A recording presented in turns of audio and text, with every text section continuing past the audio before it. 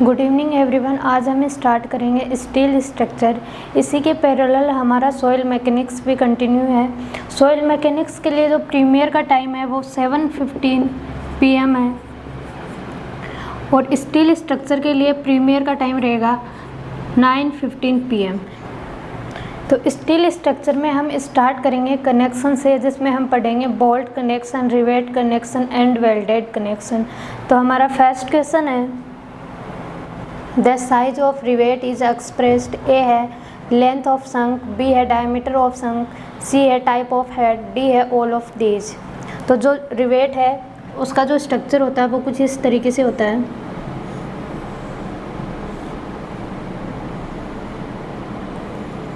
तो ये तो इसमें होता है हेड और ये होता है शंक। तो जो रिवेट साइज है वो स्पेसिफाइड होती है डायमीटर ऑफ शंक। तो इस क्वेश्चन के लिए करेक्ट ऑप्शन रहेगा B. Next question is bolts are more suitable to carry. A है शेयर, बी है बेंडिंग, सी है एक्सियल टेंशन, डी है शेयर एंड बेंडिंग। तो इस क्वेश्चन के लिए करेक्ट ऑप्शन रहेगा C, axial tension. Next question is centre to centre distance of adjacent rivet और bolt hole measured in the direction of stress is called. A है gauge, B है pitch, सी है lap, D है as distance. तो इसमें देखिए, इसमें हम देखते हैं गेज डिस्टेंस क्या होती है, एज डिस्टेंस क्या होती है। एक होता है एंड डिस्टेंस और पिच। सपोज दैट ये कोई प्लेट है जिसमें जो बोल्ट लगे हुए हैं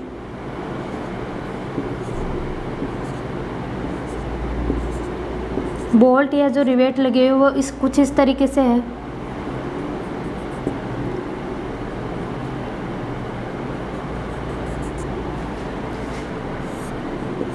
जो स्ट्रेस लग रहा है इस प्लेट पे वो इस डायरेक्शन में है, ठीक है। तो यहाँ पे देखिए, एक तो क्या होगा, जैसे ये बोल्ट है या रिवेट है, इसके सेंटर टू सेंटर जो डिस्टेंस आ रही है अलोंग टू स्ट्रेस, इसको हम बोलते हैं पिच, पी से डिनोट करते हैं। और ये जो डिस्टेंस आती है परपेंडिकुलर टू स्ट्रेस, इसको हम बोलते हैं गेज डिस्टेंस। ध्यान रखना, परपेंडिकुलर टू स्ट्रेस जो डिस्टेंस आती है सेंटर टू सेंटर डिस्टेंस, उसको हम बोलते हैं गेज। और पैरेलल टू स्ट्रेस जो सेंटर टू सेंटर डिस्टेंस आती है रिवेट और बोल्ट में, उसको हम बोलते हैं पिच।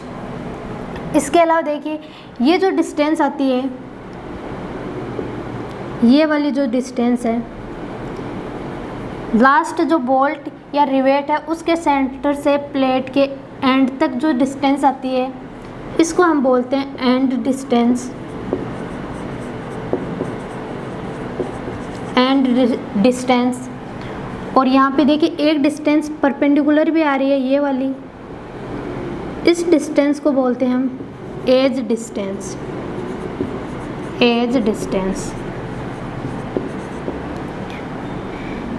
जिस लाइन के अलोंग हम रिवेट या बोल्ट प्लेस करवाते हैं, इसको हम बोलते हैं रिवेट लाइन और गेज लाइन। कंफ्यूज नहीं होना है, ये जो होती है ये होती है गेज डिस्टेंस, और ये जो लाइन होती है जिसके अलोंग हम रिवेट या जो बोल्ट है वो प्रोवाइड करवाते हैं, उसको हम बोलते हैं गेज लाइन या रिवेट लाइन। तो ये सारी जो टर्म्स हम यहाँ यूज़ कर रहे हैं वो आपको ध्यान रखना है। तो इसमें पूछा गया है कि पैरेलल टू स्ट्रेस जो सेंटर टू सेंटर डिस्टेंस आती है रिवेट या बोल्ट होल में, उसको हम क्या बोलेंगे, तो उसको हम बोलते हैं पिच, यानी बी ऑप्शन इज करेक्ट।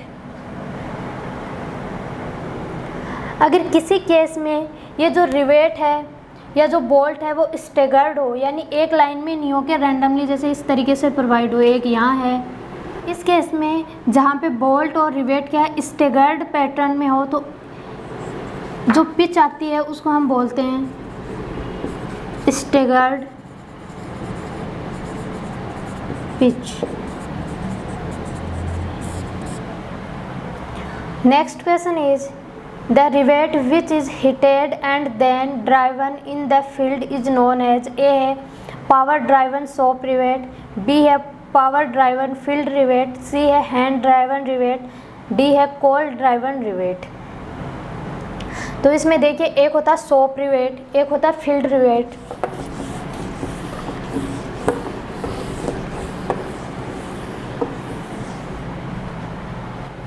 एक होता है सॉप रिवेट, एक है field rivet. Power driven, power driven rivet, hand driven rivet,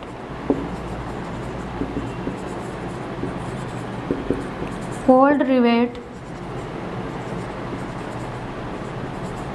and hot rivet. Hot driven rivet और कोल्ड ड्राइवन रिवेट, डिफरेंस देखते हैं। सॉप रिवेट होता है rivet driven in the fabrication of soap. Field rivet क्या होता है? Rivet driven in the field during the erection of structure. Power driven rivet क्या होता है?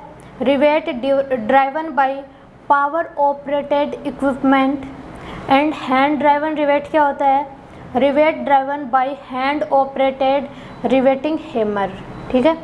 Cold driven and hot driven rivet क्या होता है? अगर ड्राइविंग से पहले रिवेट को हीटेड करते हैं तो वो होता है हॉट ड्राइवन रिवेट, और अगर उसको एज एटमॉस्फेरिक टेम्परेचर पर हम उसको ड्राइवन करते हैं तो उसको बोलते हैं हम कोल्ड ड्राइवन रिवेट। तो ये सारी टर्म आपको ध्यान रखनी है। तो हम ये कह सकते हैं जो पावर ड्राइवन रिवेट है वो फील्ड रिवेट भी हो सकती है, सॉप रिवेट भी हो सकती है। हैंड ड्राइवन रिवेट है वो फील्ड भी हो सकती है, सॉप भी हो सकती है।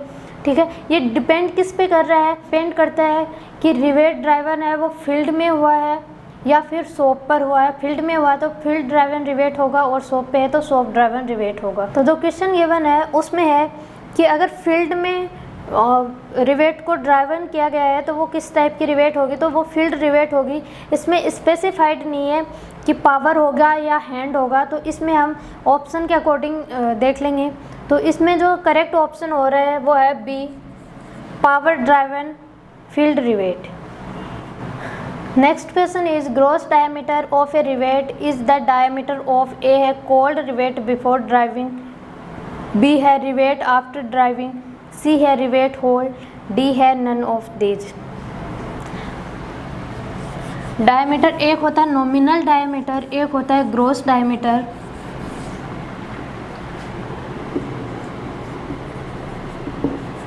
नॉमिनल डायमीटर और एक होता है ग्रॉस डायमीटर। ग्रॉस डायमीटर होता है, इसको हम बोलते हैं डायमीटर ऑफ होल। होल का जो डायमीटर होता है वो क्या होता है? ग्रॉस डायमीटर होता है। और जो शंक का डायमीटर है वो एक्चुअली किसको रिप्रेजेंट करता है? नॉमिनल डायमीटर को। इनमें रिलेशनशिप की बात करें तो gross diameter is equal to होता है नॉमिनल डायमीटर प्लस क्लियरेंस। और ये जो क्लियरेंस है ये नॉमिनल डायमीटर पे डिपेंड करता है, यानी नॉमिनल डायमीटर है रिवेट का वो क्या है। इसमें भी अगर हम बात करें LSM एंड WSM के लिए तो WSM के अकॉर्डिंग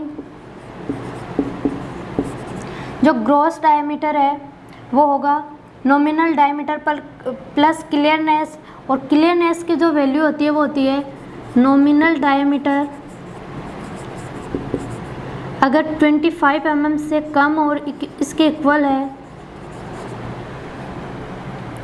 तो इसके लिए जो क्लियरेंस आती है वो होगा 1.5 mm, और अगर ये वैल्यू ग्रेटर देन 25 mm है, यानी जो नॉमिनल डायमीटर है रिवेट का वो अगर 25 mm से ज़्यादा है तो इस केस में जो क्लियरेंस हम यूज करते हैं वो है 2 mm। ये तो है WSM के लिए। अगर हम बात करें LSM के लिए तो LSM में देखिए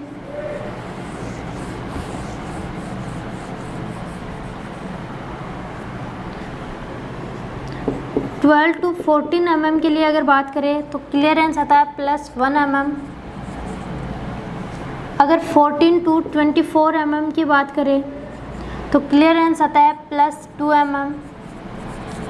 एंड ग्रेटर देन 24 mm की बात करें तो इसमें वैल्यू आती है +3 mm।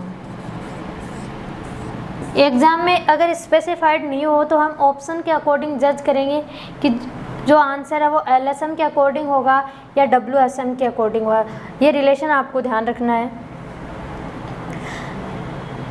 तो इस क्वेश्चन के लिए करेक्ट ऑप्शन है rivet hole, C option is correct. Next question is cold driven rivet range from A है 6 to 10 mm in diameter, B है 10 to 16 mm in diameter, C है 12 to 22 mm in diameter, D है 22 to 32 mm in diameter. तो इस question के लिए correct option रहेगा D 12 to 22 mm in diameter. जैसा कि हमने अभी देखा था कि cold driven rivet and hot driven rivet में क्या डिफरेंस होता है कि अगर ड्राइविंग से पहले रिवेट है उसको हीटअप करते हैं तो वो होता है हॉट ड्राइवन रिवेट, जो फील्ड रिवेट भी हो सकती है और सॉफ्ट रिवेट भी हो सकती है। और अगर उसको हम एटमॉस्फेरिक टेम्परेचर पे ड्राइवन कर रहे हैं तो उसको हम बोलते हैं कोल्ड ड्राइवन रिवेट। अगर स्ट्रेंथ की बात करें, strength of cold driven rivet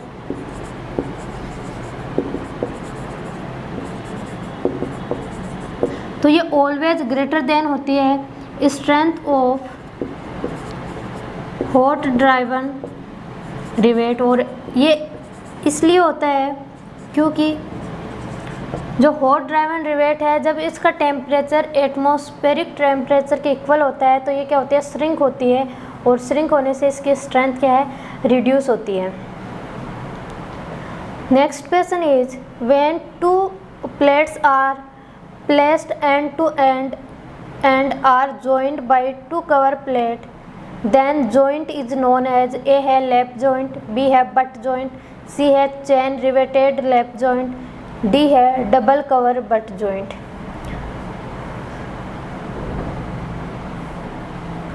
joints की बात करें तो जॉइंट्स जनरली दो टाइप के होते हैं, एक होता है लैप जॉइंट,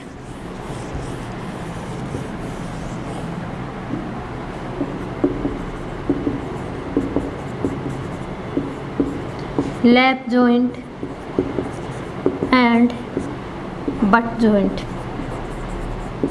दोनों में डिफरेंस देखिए तो जो लैप जॉइंट है इसमें दो प्लेट्स है वो एक दूसरे को क्या है, ओवरलैप करती है, इसको हम बोलते हैं लैप जॉइंट।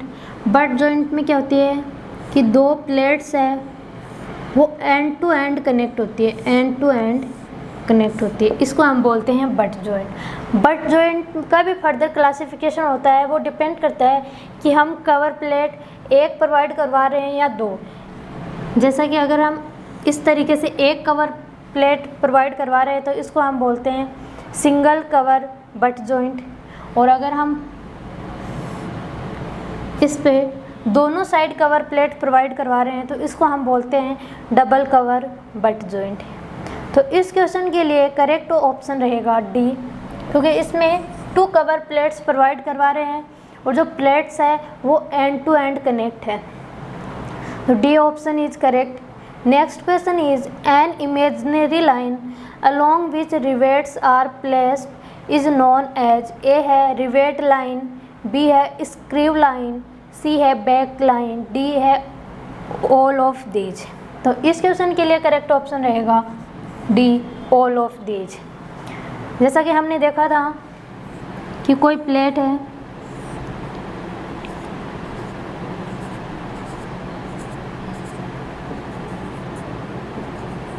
तो ये जो लाइन आती है इसको हम क्या बोलते हैं, रिवेट लाइन,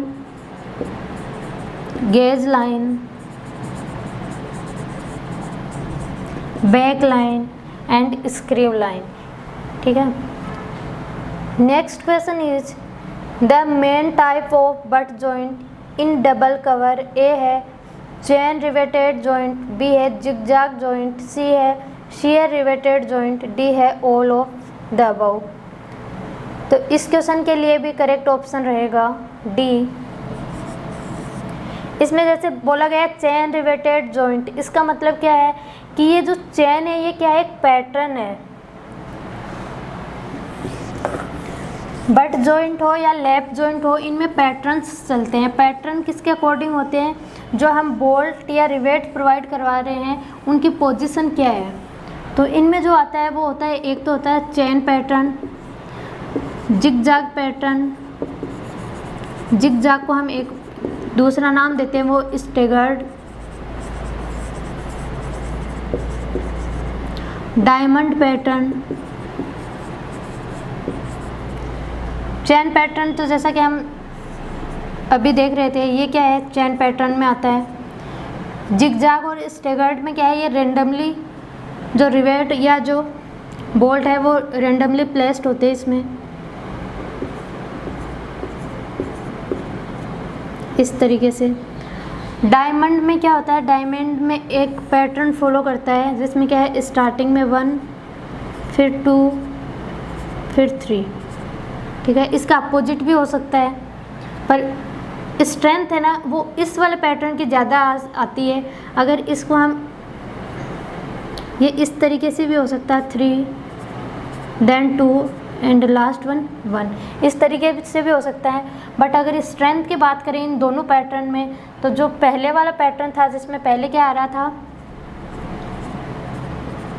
ये वाला जो पैटर्न है इसके स्ट्रेंथ इसके कंपैरिजन में ज़्यादा होती है, ठीक है। तो ये पैटर्न है जो हम बट जॉइंट हो या लैप जॉइंट हो उनमें यूज करते हैं। Next question is a riveted joint में फेल ड्यू टू, ए है tearing failure of plate, B है bearing failure of plate, C है shearing failure of rivet, D है ऑल ऑफ दीज। अगर हम फेलियर की बात करें तो जो प्लेट और जो रिवेट और बोल्ट है उसमें जो फेलियर आते हैं वो है failure in plate,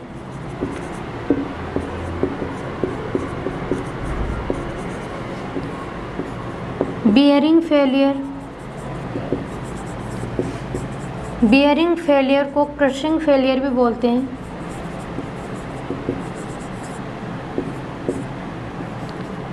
tension failure,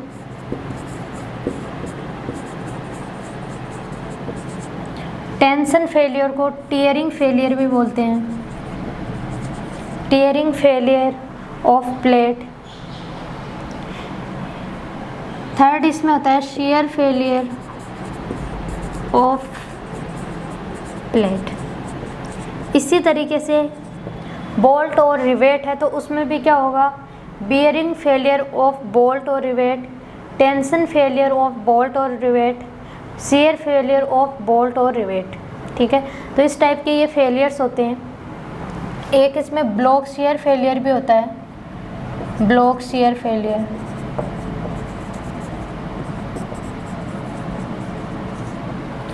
ये फेलियर के टाइप्स होते हैं। तो इस क्वेश्चन के लिए करेक्ट ऑप्शन रहेगा डी, ऑल ऑफ दीज। मतलब इस जो क्वेश्चन ए बी सी में जो गिवन है वो सारे अकर होते हैं रिवेटेड जॉइंट में। Next question is number of rivet required in a joint is, A है load upon shear strength of rivet, B है load upon bearing strength of rivet, C है load upon tearing strength of rivet, D है none of these. तो number of rivet के लिए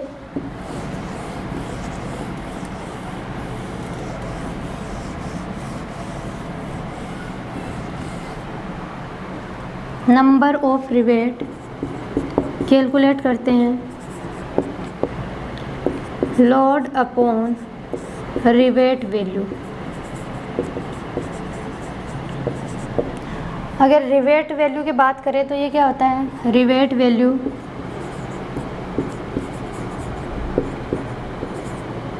ये होता है minimum of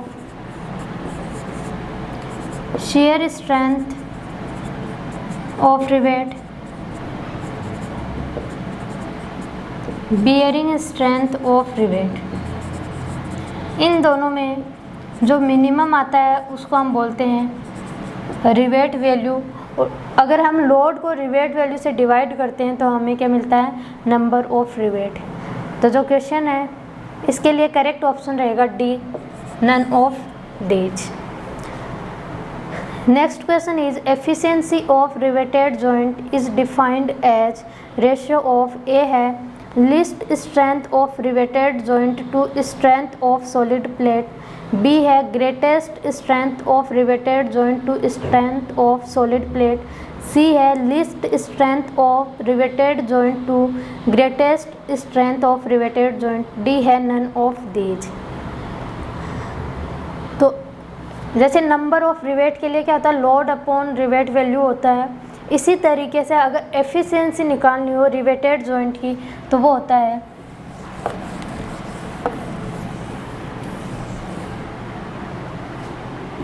efficiency of riveted joint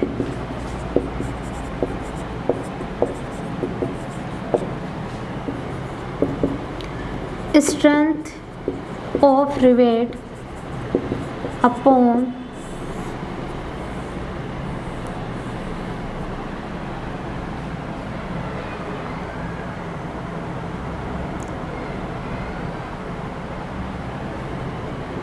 strength of solid plate. Strength of rivet क्या होता है, ये होता है minimum of list of shear strength of rivet, bearing strength of rivet and एक होता है टियरिंग स्ट्रेंथ ऑफ रिवेट। इन तीनों में जो मिनिमम होता है वो होता है स्ट्रेंथ ऑफ रिवेट, और जब स्ट्रेंथ ऑफ रिवेट को स्ट्रेंथ ऑफ सॉलिड प्लेट से डिवाइड करते हैं तो उससे हमें मिलता है एफिशिएंसी ऑफ रिवेटेड जॉइंट। तो इस क्वेश्चन के लिए करेक्ट ऑप्शन रहेगा A, least strength of riveted joint to strength of solid plate. Next question is diameter of rivet hole is made larger than the diameter of rivet by, A है 1 mm for rivet diameter up to 12 mm, B है 1.5 mm for rivet diameter exceeding 25 mm, C है 2 mm for rivet diameter over 25 mm, D है none of these। तो अभी हमने देखा था कि जो ग्रॉस डायमीटर है और जो नॉमिनल डायमीटर है उनमें क्या रिलेशन था। तो gross diameter is equal to था nominal diameter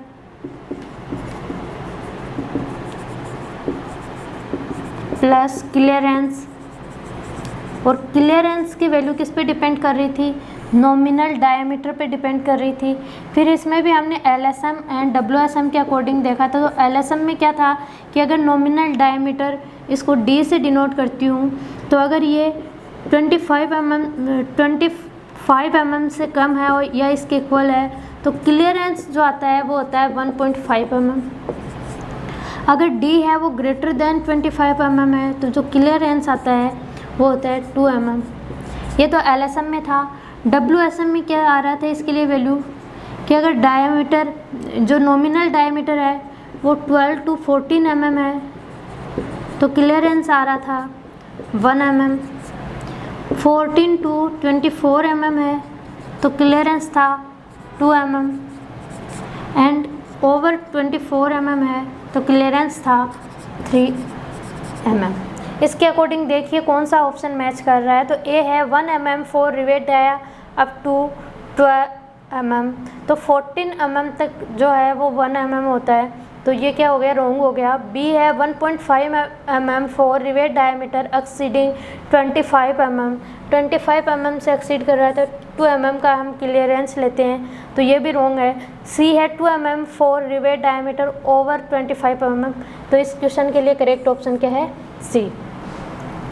next question is bending stress में develop in case of A है लैप जॉइंट, बी है single cover butt joint, C है double cover butt joint, D है all of these.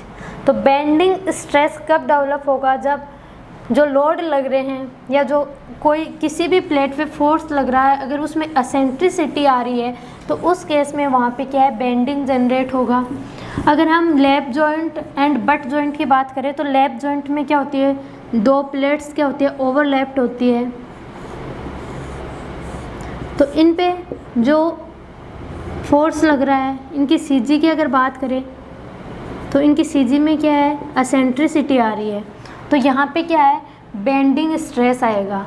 और अगर butt joint की बात करें तो बट जॉइंट में क्या है, दो प्लेट्स है, वो एंड टू एंड कनेक्ट होती है, तो दोनों पे जो फोर्स लग रहा है उनकी सीजी क्या है,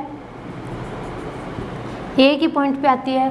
तो यहाँ पे क्या है, एसेंट्रिसिटी 0 आ रही है, यानी यहाँ पे बेंडिंग अकर नहीं होगा। तो इस क्वेश्चन के लिए करेक्ट ऑप्शन रहेगा lap joint, A option is correct.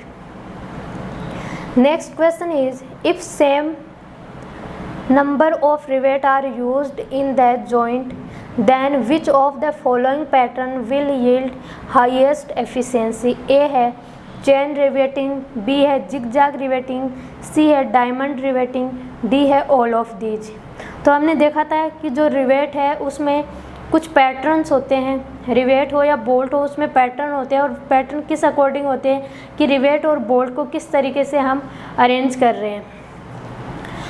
तो उसमें हमने देखा था कि 3 टाइप्स आ रहे थे इसमें पैटर्न्स में। एक था चेन,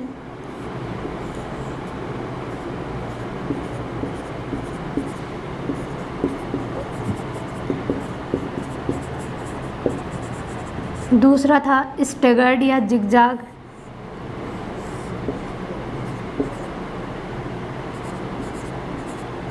इसमें क्या होता है, रैंडमली होते हैं।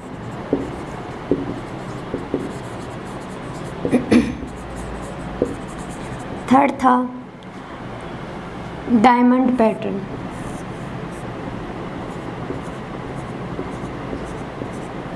अगर एफिशिएंसी की बात करें तो सबसे ज़्यादा एफिशिएंसी आती है वो है डायमंड पैटर्न। तो इस क्वेश्चन के लिए करेक्ट ऑप्शन रहेगा C. Next question is, in designing a riveted joint it is assumed that load is uniformly distributed over all rivets. B है rivet hole is completely filled by rivet. C है friction between plates is neglected. D है all of these. तो जब भी riveted joint को हम design करते हैं तो कुछ अजम्पशन इसमें कंसिडर किए जाते हैं, और अजम्पशन कुछ इस तरीके से है। फर्स्ट जो अजम्पशन आता है वो है stress or load is uniformly distributed over all rivets। वैसे अगर प्रैक्टिकली देखा जाए तो अगर इस तरीके से कोई भी रिवेट है, इस पे यहाँ पे ऐसे फोर्स लग रहा है, तो जो एंड वाली होती है इस पे जो स्ट्रेस आता है वो ज़्यादा आता है as compare to inner rivet और बोल्ट। बट जो अजम्पशन है उसमें ये मानते हैं कि जो स्ट्रेस आ रहा है या जो लोड आ रहा है वो क्या है, इक्वली डिस्ट्रीब्यूटेड है ऑल रिवेट्स पे। सेकंड इसमें आता है friction between plates are neglected।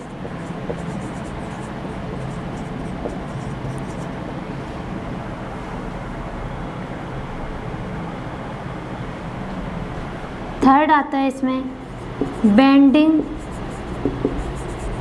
Is completely is neglected. जो बेंडिंग आता है उसको भी हम नेग्लेक्ट करते हैं। फोर्थ इसमें आता है रिवेट होल इज कम्प्लीटली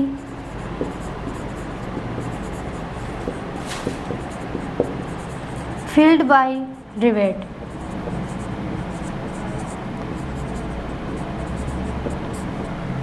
जो रिवेट होल है वो रिवेट से कम्प्लीटली फिल्ड होना चाहिए। नेक्स्ट इसमें जो आता है वो है bearing stress. Bearing stress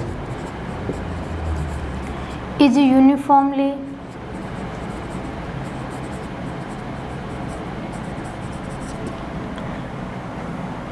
between plate and rivet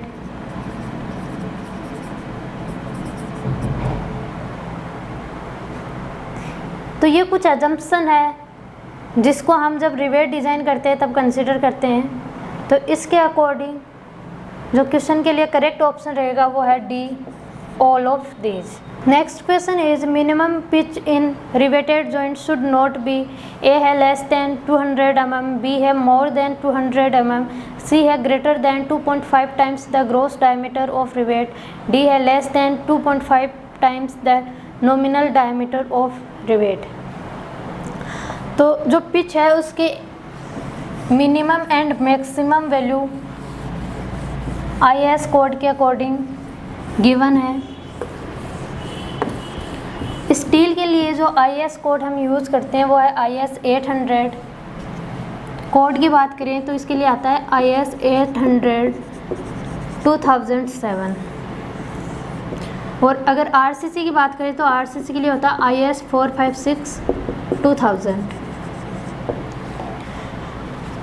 तो जो मिनिमम पिच की वैल्यू आती है वो है minimum pitch should not be less than 2.5 times diameter of nominal diameter of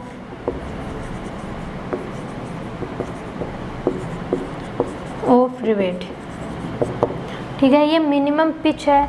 minimum pitch क्यों प्रोवाइड करवाते हैं? तो ये हम प्रोवाइड करवाते हैं to prevent bearing failure, to prevent bearing failure between plate and rivet। Bearing failure को prevent करने के लिए हम मिनिमम पिच की वैल्यू प्रोवाइड करवाते हैं। वैल्यू होती है 2.5 times nominal diameter of rivet.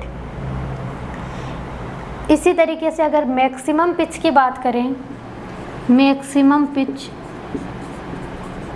तो इसकी वैल्यू होती है मेंबर के अकॉर्डिंग कि मेंबर है वो टेंशन मेंबर है या कंप्रेशन मेंबर है। तो अगर कंप्रेशन मेंबर है तो ये होता है 12T और 200 mm, which ever is less.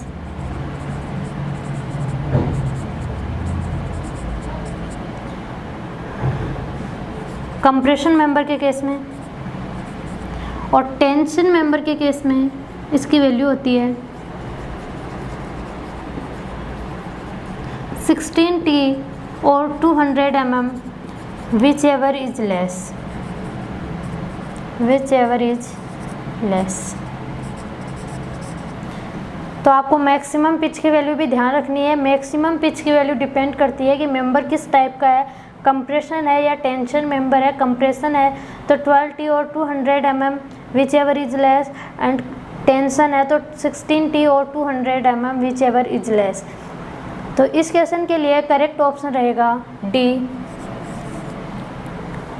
Next question is when the line of rivet does not lie in the direction of stress, then maximum pitch should not exceed A है 12T और 200 mm, whichever is less, B है 16T and 200 mm, whichever is less, C है 24T और 200 mm, whichever is less, D है 32T और 300 mm, whichever is less। अगर rivet line है वो जो स्ट्रेस की डायरेक्शन आ रही है उसमें लाइन नहीं कर रही हो, तो उस केस में जो मैक्सिमम पिच है इसकी वैल्यू आती है वो है 32T।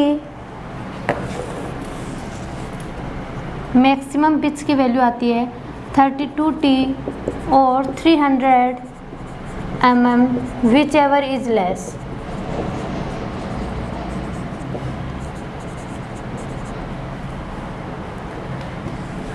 अगर स्टैगर्ड पिच की बात की जाए तो स्टैगर्ड पिच के कंडीशन में जो मैक्सिमम पिच आ रही है टेंशन और कंप्रेशन मेंबर के लिए, ये 50% इंक्रीज़ हो जाती है।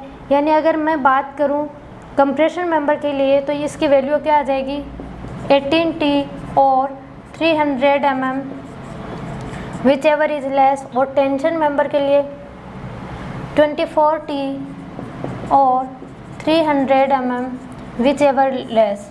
ये किस केस में आएगी स्टैगर्ड पिच। स्टैगर्ड पिच को हम रील्ड पिच भी बोलते हैं। तो स्टैगर्ड पिच के केस में ये जो हम पिच की वैल्यू है वो 50% इंक्रीज हो जाती है। तो इस क्वेश्चन के लिए करेक्ट ऑप्शन रहेगा D. Next question is when the load line coincide with the center of gravity of rivet group, then the rivet are subjected to A है shear only, B है tension only, C है bending only, D है both shear and tension। तो इसमें देखिए अगर bracket connection की बात करें तो उसमें क्या होता है,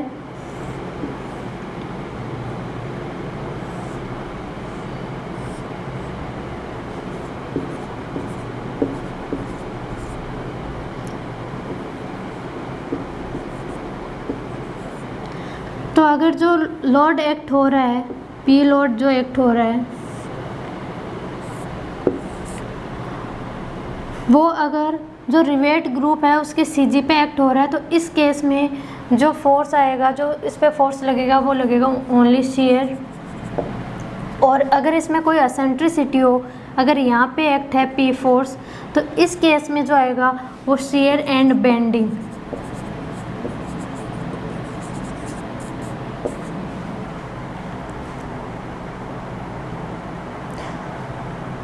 तो एसेंट्रिसिटी हो तो रिवेट्स पे क्या आएगा, शियर फोर्स भी आएगा और बेंडिंग भी आएगा। और अगर एसेंट्रिसिटी नहीं हो तो उस केस में ओनली शियर फोर्स आएगा। ठीक है, तो इस क्वेश्चन के लिए करेक्ट ऑप्शन रहेगा A, shear only. Next question is the load in which connection is not eccentric for, A है लैप जॉइंट, बी है single cover butt joint, C है double cover butt joint, D है all of these. तो eccentricity की बात करें तो जो डबल कवर बट जॉइंट है उसमें बिल्कुल भी एसेंट्रिसिटी नहीं पाई जाती है। तो इस क्वेश्चन के लिए करेक्ट ऑप्शन रहेगा C. Next question is the common assumption that all rivets are subjected to equal stresses is valid up to, A है below the working load, B है equal to working load, C है above the working load, D है equal to the failure load. तो इस question के लिए correct option रहेगा D, equal to the failure load. Next question is by providing sufficient edge distance which of the following failure of rivet joint can be avoided, A है tension failure of the plate, B है shear failure of the rivet, C है shear failure of the plate, D है crushing failure of the rivet। तो sufficient edge distance provide करवाकर हम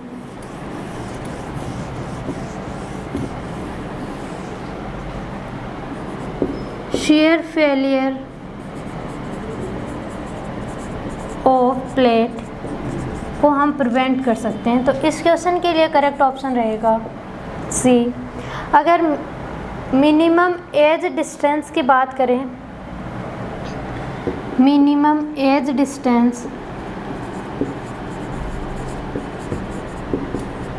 तो इसकी value होती है 1.7 ग्रॉस डायमीटर, डी नोट से डिनोट कर रही हूँ इसको, gross diameter.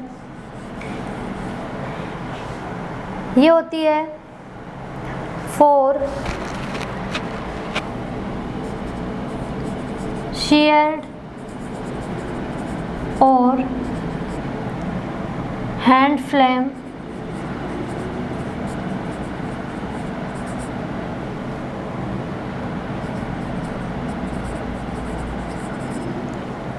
Minimum age distance है वो इक्वल होती है 1.7 times of gross diameter.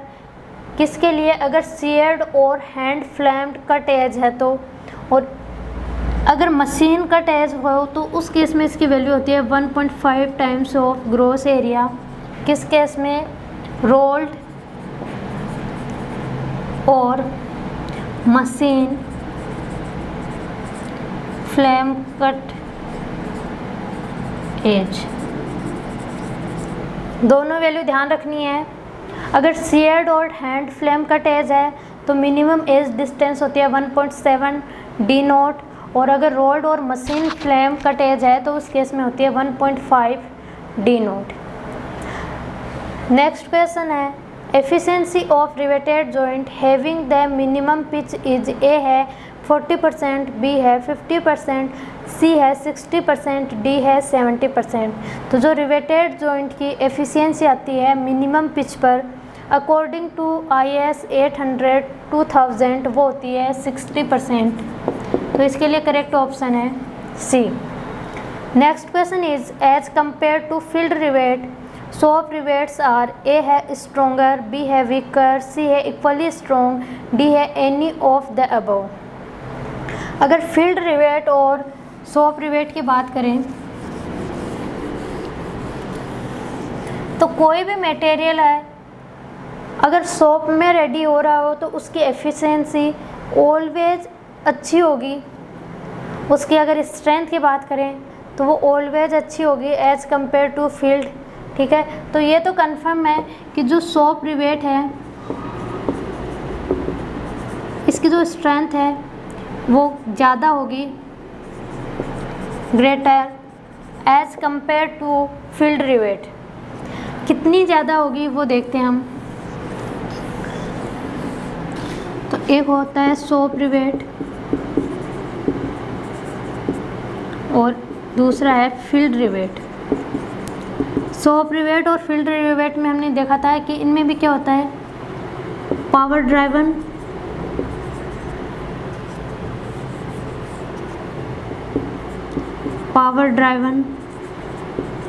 Rivet और हैंड ड्राइवन रिवेट।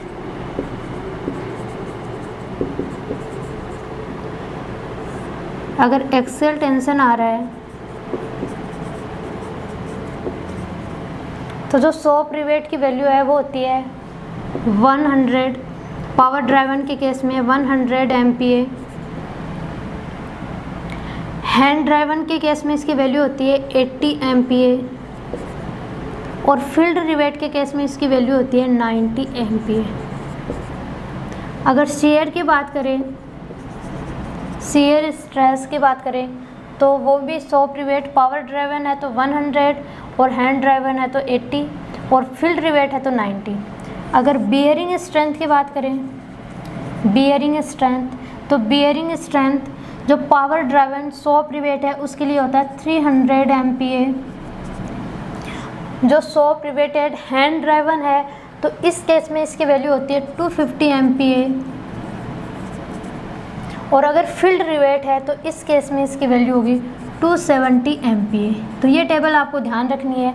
तो हम ये कह सकते हैं कि फील्ड रिवेट के केस में जो स्ट्रेंथ है वो 10% रिड्यूस हो जाती है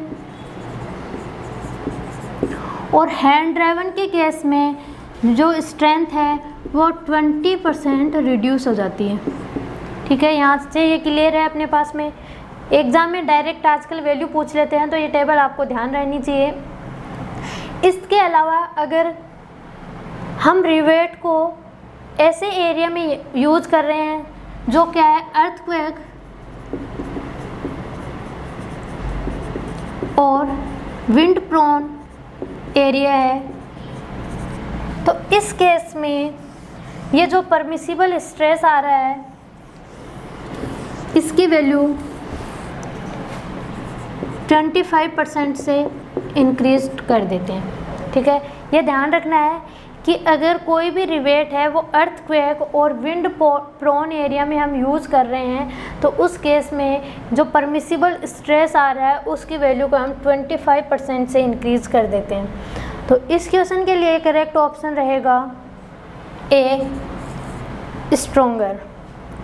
next question is if the thickness of plate to be connected by a rivet is 16 mm, then suitable size of rivet is A है 16 mm, B है 20 mm, C है 24 mm, D है 27 mm।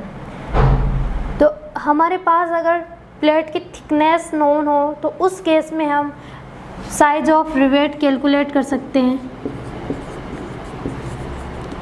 Size of rivet और thickness में जो relation होता है वो है 6.04 under root T, thickness of plate. ये जो फॉर्मूला गिवन है वो है अनविन्स फॉर्मूला,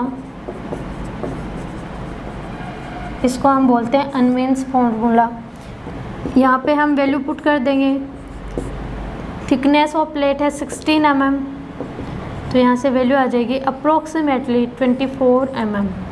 तो इस क्वेश्चन के लिए करेक्ट ऑप्शन रहेगा सी।